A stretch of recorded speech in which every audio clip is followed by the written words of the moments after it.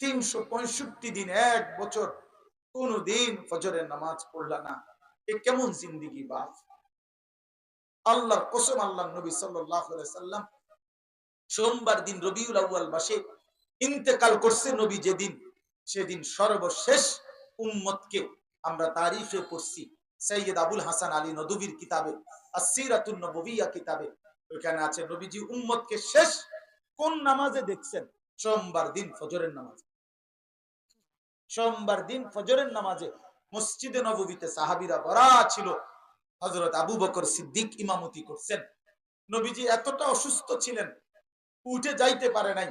তো আম্মা জান আয়েশাকে বলছে, আয়েশা, আমারে ঠেস দিয়া কনুইর মধ্যে বসাও, আমার হুজরার পর্দা সরাও, আমি আমার সাহাবীদের নামাজ দেখব। তো ফজরের নামাজ সোমবার দিন নবী দেখে, পুরা মসজিদ ভরা দেখে নবী মুচকি হাসি দিয়া চোখের পানি ছেড়ে দিছে।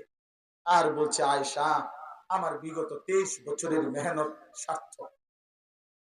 আমি 23 বছরে রক্ত ঝরিয়েছি আয়েশা, তায়েফের পাথরের আঘাত সয়েছি, পেটে ক্ষুধার কষ্টে পাথর বেঁধেছি, আমি উহুদে দান দান শহীদ করেছি। আমার এই সমস্ত কষ্টের বিনিময়ে আমি আমার উম্মতকে ফজরের নামাজকে দেখলাম মসজিদ ভরা, আল্লাহর কসম। এরপরে নবীজি হাত তুলে দোয়া করছে, আল্লাহুম্মা রাফিকাল আ'লা, এই মাওলা, এবার আপনি বন্ধুর কাছেই আমি যেতে চাই। এরপরে ওই দিন সোমবার জোহরের নামাজের আগেই আল্লাহর নবী ইন্তেকাল করছে। এই জন্য প্রিয় বন্ধু, আল্লাহর নবী সাল্লাল্লাহু আলাইহি সাল্লাম হাসরের ময়দানে উম্মতের আমলনামা দেখবে। বাপ, উম্মতের আমলনামা নবীর হাতেও তো দেওয়া হবে, তিনিও তো দেখবেন।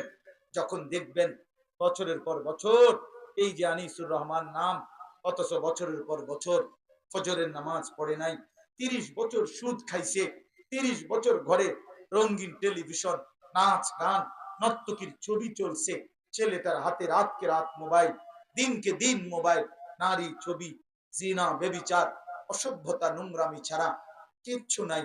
কোনদিন 5 ওয়াক্ত নামাজ পড়ে নাই, বছরের পর বছর ফজরের নামাজ পড়ে নাই। আল্লাহর কসম নবী, খোদার কসম নবী চোখের পানি ফেলে দিবে, হাসরের ময়দানে বলবে, উম্মত, আমি সেই নবী 23টা বছর যে তোমাদের জন্য কেঁদেছিলাম। আমি প্রতিটা রাত এশার পর থেকে ফজরের আজান পর্যন্ত কখনো কখনো দাঁড়িয়ে চোখের পানি ফেলে অঝরে কেঁদেছিলাম। আমি তায়েফের রক্তে, পাথরের আঘাতে আমার পা, জুতা জমাট বাইধা গেছে, আমি রক্তের কারণে জুতা খুলতে পারি নাই। আমি ক্ষুধার কষ্টে পেটে 2টা পাথর বাঁধছিলাম, উহুদে দান দান শহীদ করেছিলাম, রক্তাক্ত দেহ নিয়ে ময়দানে পড়েছিলাম, বেহুশ হয়ে ঘন্টার পর ঘন্টা। বিনিময়ে আমার এত রক্ত, এত চোখের পানি, এত ক্ষুধার কষ্টের বিনিময়ে এই আমলনামা।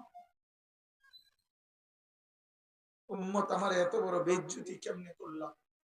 আমি তোমার এই নাফরমানি ভরা আমলনামা নিয়ে, তুমি আমার উম্মত, আমি শ্রেষ্ঠ নবী, তুমি শ্রেষ্ঠ উম্মত হয়ে আমি এটা কেমনে দেখাবো?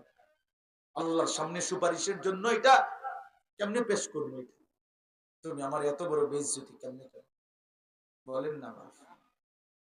12 বছর পরে স্বামী আয়েশা যদি দেখে তার 12 বছরের উপার্জিত সমস্ত কিছু নিয়া তার বিবি ভাগ্যা গেছে, তো ওই স্বামী কি পরিমাণ কাঁদবে যে, হায় বিবি, তুই আমার এত বড় বেইজ্জতি কেমনে করবি? বলে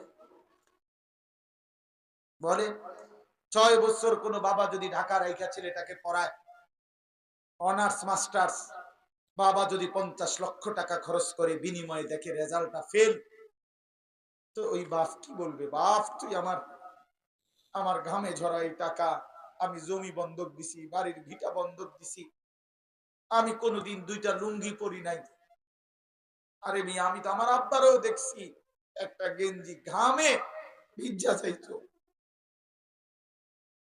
তো তুই আমার এত কষ্টের বিনিময়ে এই সবগুলো টাকা দিয়ে 6 বছর ধরে বাপ তোরে পড়াইলাম, বিনিময়ে এই রেজাল্ট?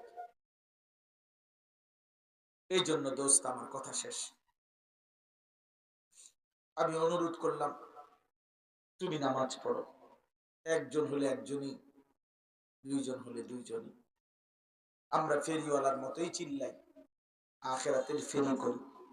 এই জন্য নামাজ ছেড়ে দেওয়া এটা মুমিনের পরিচয় না। ফজরের নামাজ আমরা পড়বো ইনশাআল্লাহ। ঠিক আছে ভাই, ইনশাআল্লাহ। ছেলেরা নিয়ত করো বাপ, ইনশাআল্লাহ। মোবাইলে অ্যালার্ম দাও, 3টা আছে, 4টা 5টা অ্যালার্ম দাও। চায়না মোবাইল আছে আওয়াজ বেশিওয়ালা, পিছনটা পুরো স্পিকার ওয়ালা, এরকম মোবাইল পাওয়া যায় যেটার পিছনে বড় স্পিকার, এরকম এটার আওয়াজ বেশি। আমার বাসায় একটা আছে, এটা অ্যালার্মের জন্য আমি কিনছি। অর্থাৎ অ্যালার্ম বাজবে, জোরে আওয়াজ হবে। অ্যালার্ম ঘড়ি আছে। আমি যেহেতু রাতে দেরিতে যাই, 3:30 4টায় গিয়া বাসায় ঘুমাই, 3টা মানে অ্যালার্ম আমার পাশে থাকে, 3টা একসাথে বাজে। মানে এত ঘুম চাপ থাকে আমার, আর 1 ঘন্টা হয়েছে মাত্র ঘুমাইছি, সবগুলো একসাথে বাজে। এই সবগুলোর আওয়াজে তারপরে উঠি, এরপরে ফজরের নামাজ। তা আমাকে যেটা পড়তেই হবে, আমরা চেষ্টা করলে পারবো। ঠিক আছে না ইনশাআল্লাহ? সন্দীপ আমি গেছিলাম, আমি সবসময় যাই ওইখানে, 4টা 5টা স্কুলের ছেলে, কলেজের ছেলে 1 বছর তাদের বন্ধুদেরকে ফজরের নামাজের জন্য উঠাইছে। আল্লাহর কসম, এই বছর আমি নিজে মাহফিলে গেছি 19 নভেম্বর। ওই মাহফিলে পরের দিন এরকম রাত্রে যেখানে মাহফিল হয়েছে, রাত্রে ছিলাম, ফজরের পরে আবার ওদের মাহফিল হয়েছে আলাদা, ফজরের মুসল্লিদের মাহফিল। ওরা হিসাব দিল, এই 4টা 5টা ছেলে বলছে, হুজুর আমরা গত 1 বছর বরাবর মেহনত করে ফজরের জন্য আমাদের কিশোর নওজোয়ান বন্ধুদেরকে উঠাইছি, বিনিময়ে আজকে লিস্টেড, আমাদের লিস্টি করা 4,500 ছেলে ফজরের নামাজ জামাতে পড়ে। 4,500। যুবক চাইলে গড়তে পারে, যুবক চাইলে বরবাদও করতে পারে, যুবক চাইলে সমাজের সব বন্ধুদেরকে নামাজিও বানাইতে পারবে, যুবক চাইলে প্রত্যেকের হাতে মদের বোতলও তুলে দিতে পারবে। এই জন্য ইনশাআল্লাহ আমরা অনেক কষ্ট দিলাম। আল্লাহ তাআলা ওলামায়ে কেরামের এই ফিকির, এই মেহনতকে আল্লাহ কবুল করে নেন। ওলামায়ে কেরামের সাথে থাকবেন তো ইনশাআল্লাহ? আল্লাহ তাআলা কমলনগর উপজেলা ওলামা পরিষদ, বাজারের সমস্ত ব্যবসায়ী, আল্লাহ তাআলা আপনাদেরকে কবুল করে নেন। ব্যবসায়ীদেরকে দেখেই এই আয়াত করছি। আমি কিন্তু মূলত আরেকখান দিয়ে বাইর করছিলাম কোরআন শরীফের পড়ার জন্য, পরে এইটা দেখেই আবার এই আয়াত করছি যে ব্যবসায়ী ভাই, ওজনে কম দিয়েন না, ওজনে ঠকাইয়েন না, কাউকে ঠকাবেন না, আসমানওয়ালা বরকত দেবেন ইনশাআল্লাহ। আল্লাহ তাআলা সবাইকে কবুল করেন, আমিন। আগামীকালকেও মাহফিলে আসবেন তো ইনশাআল্লাহ?